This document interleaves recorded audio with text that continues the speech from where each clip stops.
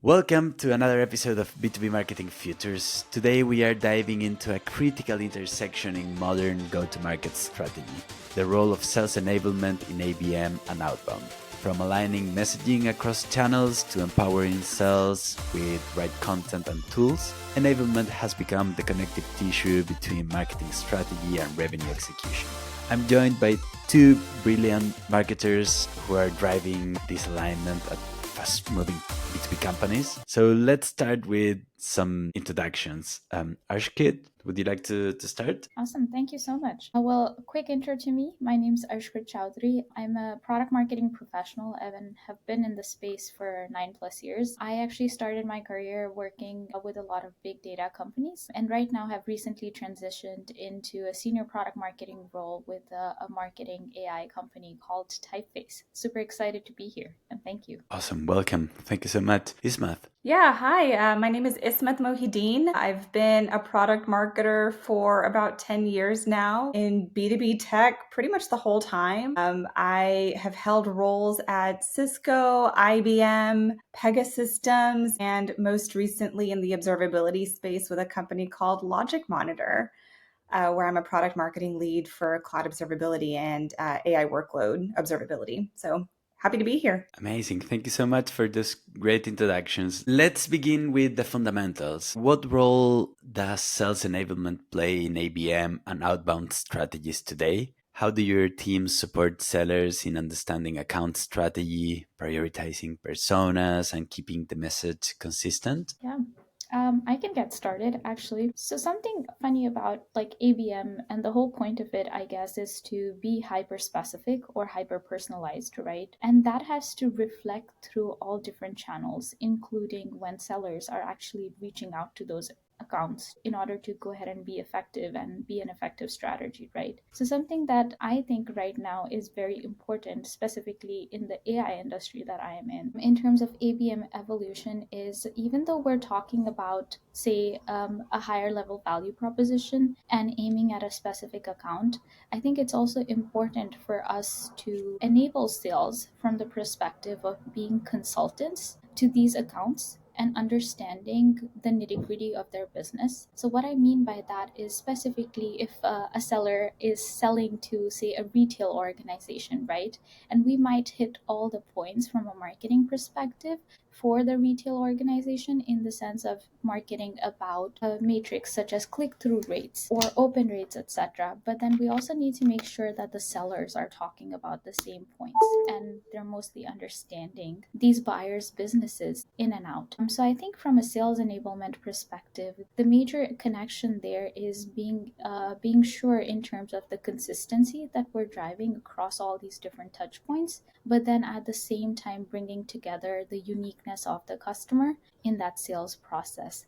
So that's where I see the most connection. Awesome. Yeah, so enabling them to be a consultant. Ismath. Yeah, I mean, similarly, it's really critical for sellers to use a consistent message with what the marketing organization designs and showcases in go-to-market assets and the type of message that we use when we're designing things like new web pages or webinars or blogs, for example. And, we want to ensure consistency with what the sellers are explaining to prospects, to existing clients, and tailoring the global, overall, holistic message that we as marketers produce in our go-to-market functions. And the sellers are able to translate that for what it means for the industries that they're responsible for and the types of personas that they're speaking to. And so what we do in the product marketing organization is we have documentation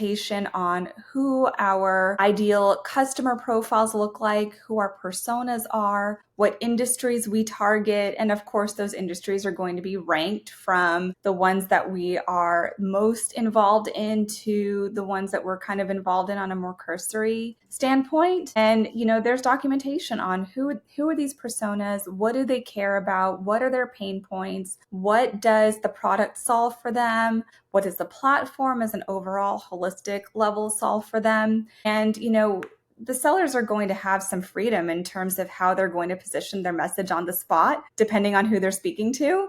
But of course, it's going to be grounded in that consistent, holistic message that marketing develops at a global level. Yeah. And how do you ensure that actually every touch point tells the same story? Because you're working on different channels, right? And from SDR emails to website content or briefings. So how do you ensure that every touch point tells the same story? Yeah, I can start with that. It's funny that you mentioned that because in our company at Logic Monitor, we develop what's called a corporate pitch, and that's done at the product marketing level in collaboration with others in the organization. And so it's kind of like an elevator pitch, but an expanded version of an elevator pitch. And it's several slides long, and it tells a really big picture story about who the company is, what the platform is, who we support, the kinds of accolades we've received. And there's a talk track that goes along with it. And every single person in the company is required to be certified on it. And that way, no matter if you're a seller, if you're business development, if you're an engineer, if you're in partner marketing, if you just happen to be in the room with a customer or a prospect, or you're on stage at an expo, everyone is telling a consistent, high-level story of who the company is, what we solve for. And, we're doing it in a way that's kind of holistic, but at the same time, our sellers know who their markets are and they know who their clients are better than anyone else. And they have the freedom to shape the message according to who it is that they're speaking to. Like, okay, you're a retailer. What does retail care about? And they can shape the message accordingly. Or if they're a big bank and they care about protecting personal information more than anyone else. From an observability standpoint, we have a message that solves for that too. And so we're giving them the tools to say, all right, here's a big picture message that everyone in the company needs to be aligned to. But you as sellers, we trust you and you know your space better than anyone else. You can tailor that message accordingly to really capture the interest of your audience. And again, like being a consultant, not like I guess this is what I'm interpreting from this is like a seller is offering a solution, but based on the needs that the clients have. So of course they need to have that freedom at some point. Yeah. That's right. I love the consultant approach here than a more sales motion. But similar to a lot of what Ishmat said, right? Just adding on to that, we follow a similar process here at Typeface and some of the other companies that I've worked at. I guess the initial piece that we spent a lot of time on is to hit home the value proposition that we are delivering to a customer. So like most principles, also like what Ishmat said, is we start with first principles here at Typeface as well. So we think about the basics. And something that my CMO says is like, before we start anything, tell us about the what, who, and so what of the story. So that is what I actually start with a lot in terms of thinking of a product launch or like a feature that we're talking about. So really hitting home on, why are we launching this? Who is our audience for this? What's the value or benefit that they can basically get out of our product or offering? So things like that. So we spend a considerable amount of time there. The second component that I was thinking about is the business objective or the goal that we're trying to receive, right? And I'll go a little bit granular, specifically from a product launch perspective. So I think the strategy for sales enablement and ABM differs in terms of if we're trying to land and expand deal versus just sell to a net new customer, right? So I think the outbound execution of it or the sales enablement piece also differs there. So I guess what I'm trying to say is the broader story is that the value proposition remains the same, but we provide a different flavor depending on the objectives or the goal of the offering that we're selling to. So a lot of what Ishmat said is like maybe personalizing for a retail specific brand. In our case, for instance, if we're trying to expand inside a company like Coke, making sure that we speak to different departments across Coca-Cola and understand their business objectives and helping our sellers, again, to basically have something that I really like working on is a tight outbound execution in terms of alignment between demand generation and then mapping out our buyer's journey. So thinking through the awareness stage and then the intention stage and then the consideration stage and then making sure that the content aligns each of these stages, right? For instance, something that I would surface in the consideration stage is more of like our pricing type of material. How are we differentiated there? Why does this make sense? Versus more on the awareness stage is that high level value proposition or the what, why, and so what story that we spoke about. Yeah. Yeah, and Ashkrit, you also have experience with partners, right? Cost selling and personalizing ABM to cut through a crowded market. Tell us a little bit about that experience and what tools or tactics have actually worked best for enabling sales teams when going in with partners. Yeah, that's a great question. So this is a kind of a funny territory to navigate with. Also, a lot of my experience has been with high growth companies. So we end up being the smaller player in the space, right? And that has its own set of challenges, I think. Some companies that we really partner with, or I have in the past, are like bigger names such as Databricks or Microsoft and Salesforce, right? And the sellers from these companies are like inundated with a lot of requests for similar partnerships, right? Everyone wants a co-sell motion. I think what really helps is honing into making it as easier for them to understand our product, but then at the same time be like a top of mind recall. So I basically think about two different sets. One is an informal strategy creation is very important in this side of things.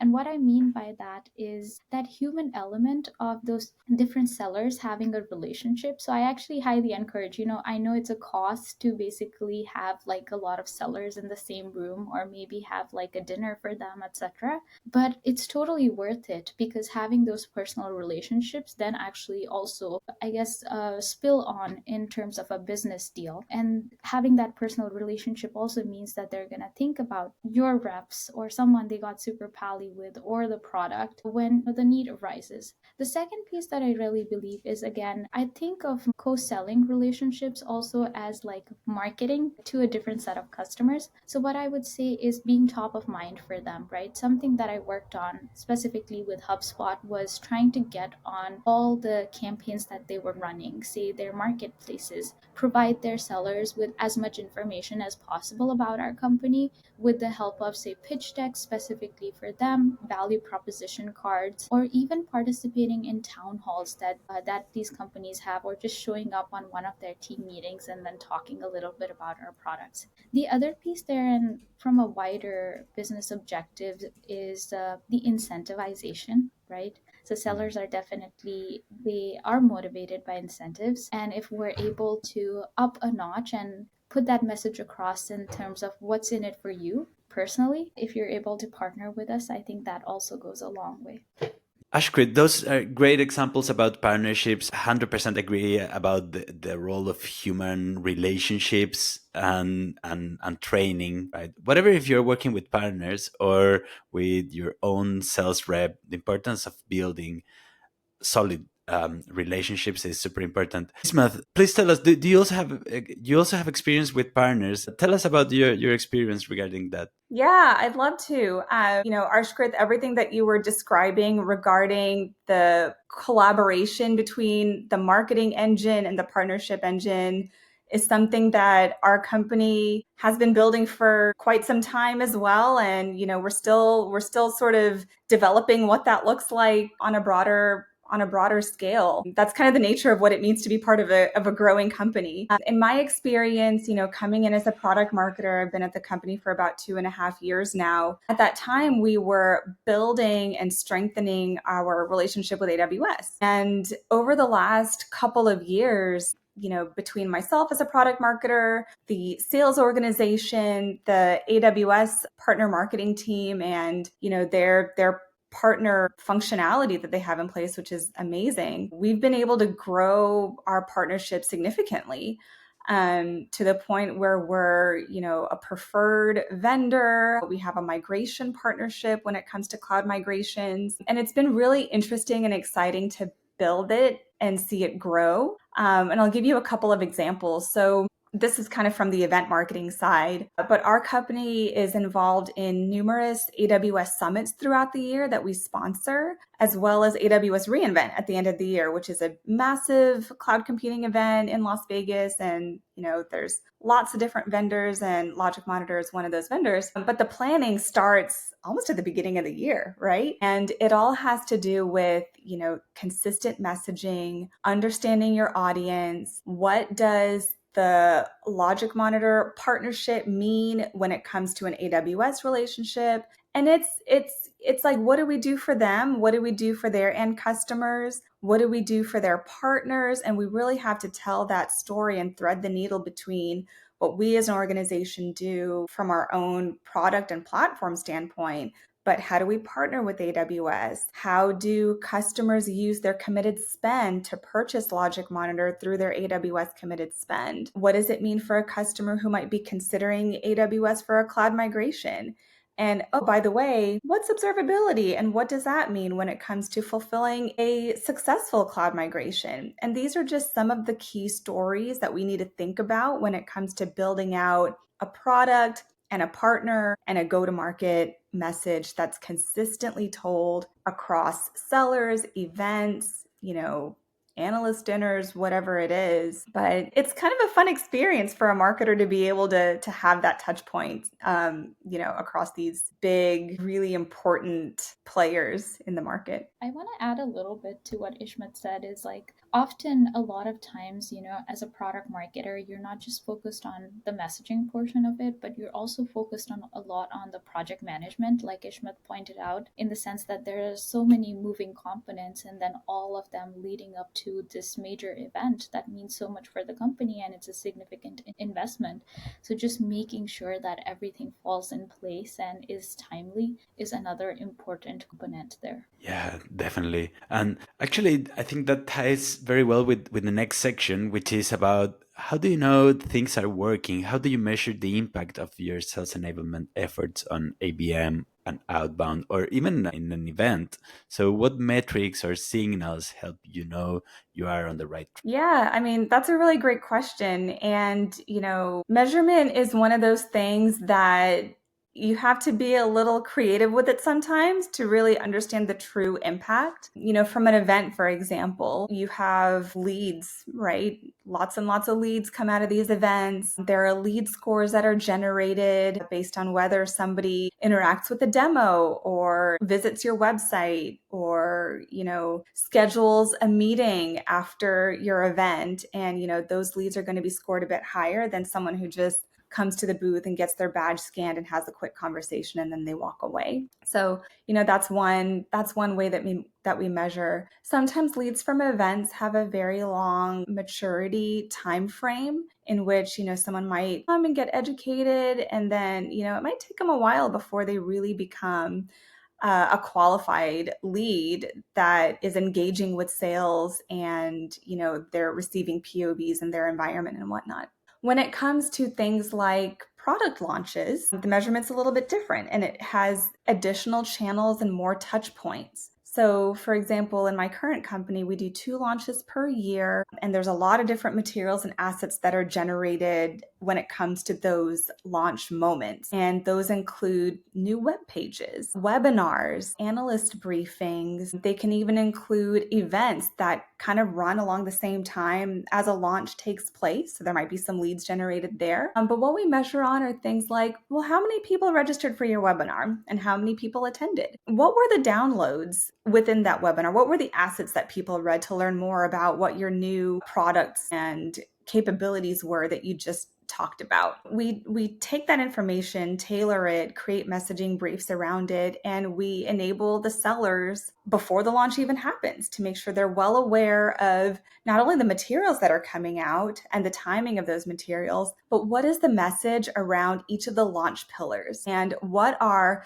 the capabilities that fall under each of the launch categories? What's the message that we want to say so that when someone's reading a new web page or watching a new demo, and then they're contacted by a business development representative, we want to make sure that message is landing and it's consistent and it's tailored to the persona and the industry that that prospect happens to be in. And, measuring that, it takes time, right? But what we get out of it are MQL that come out of the marketing assets. We get sales qualified opportunities if those conversations happen to be successful and they get passed on to an AE or a sales engineer for a deeper conversation.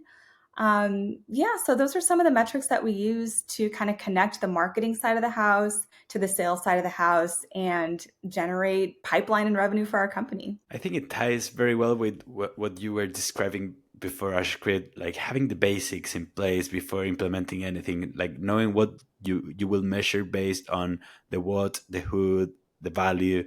I don't know, what do you think about that, or any other examples you want to share about metrics? Yeah, I wanted to add a little bit, and thanks, Ishmael. This was like actually a very robust list of things that she covered, so I think you covered it all. However, I actually something that I did at my previous company, which made a lot of sense to me from like a measurement perspective, is Ishmael touched upon a lot of those quantitative points that we can basically measure to track success. There's also a qualitative aspect to it. At the end of the day, I think we're all humans, so definitely a great qualitative aspect. Something that I really liked as a tactic was having sales pods or pods with sellers. So what we did as a practice is had a PM on the pod, a PMM, some A specifically for the enterprise team, and some SDRs and sales engineers. So one person from each team mapping out to like be a product expert as well. Something, for instance, when I worked on the transformations product at Fivetran, there were folks from specifically who were experts in sales engineering for transformations, etc. What that helped me do is basically get a sense, since they're on the field talking to a lot of customers on a day-to-day basis, it helped me get a sense of what they're saying on an everyday basis, right? Like in and out, what are they hearing out in the market?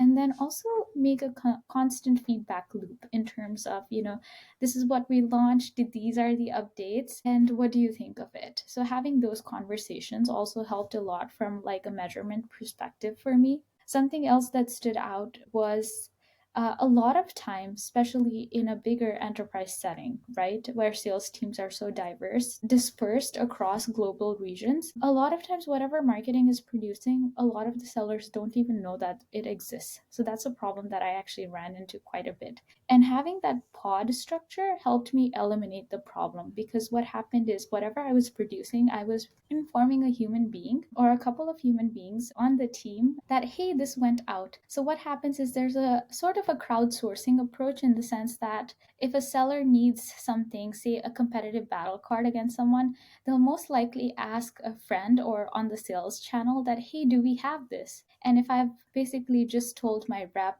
this week that, hey, this is what I created, they're most likely to surface it. So that crowdsourcing aspect also drives up the content usage, which I think is a great measure for sales enablement success. Like one piece of advice that you learned from today, or something that you would like to share about elevating sales enablement efforts? Well, I was going to say, I love that pod idea, and I think I might steal it and use it in my company. Because, similarly, like sometimes we have difficulty with sellers knowing where to go to get stuff and what's most recent and, what should I be using? And, we have an internal repository of enablement materials that people contribute to, but a lot of times the communication doesn't end up landing with the sellers to say, hey, this stuff is new, go check it out. We'll put it in Slack, but people are inundated with Slack messages. And so I like this pod example where you have like a key representative from each part of the organization, and they're the ones who know the latest and greatest material, and they can go share it and spread the news to their respective teams. I think that's a really powerful tool that we can probably implement internally. Yeah. Awesome. Thanks so much, Ishmat. I know it was like super helpful for us to come up with this structure as well, and it had great results. Yeah. I guess to Ishmat's point, right? Like you said, one last thing that I would want to share with the teams is similar to what Ishmat said, is like having that centralized repository, or I guess the challenge that sellers face, like Ishmat said, is they're inundated with a lot of Slack requests. So a lot of things they're reminded of when it becomes actually top of mind for them. Like the example that I stated is when they face a particular competitor in a deal, that's when they'll go ahead and look for that battle card, and not when I'm doing the training. So I think the key here is to have those materials asynchronously available to them through a lot of easily accessible channels, like Ishmat said, a centralized repository, or maybe what I saw work really well in my previous companies is a quick Loom video of the recording. Here's a 15 minutes summary of what this is about, and here's how you can use it, and here's where you can find all those resources. So making information easily accessible for them, I guess that's my biggest tip for anyone who's trying to do sales enablement. Well, those are amazing insights. Thank you so much, Ashkrit, Ishmat. It's been a great conversation. And for our listeners, please don't forget to subscribe to B2B Marketing Futures for more conversations with marketing leaders shaping the future of go-to-market.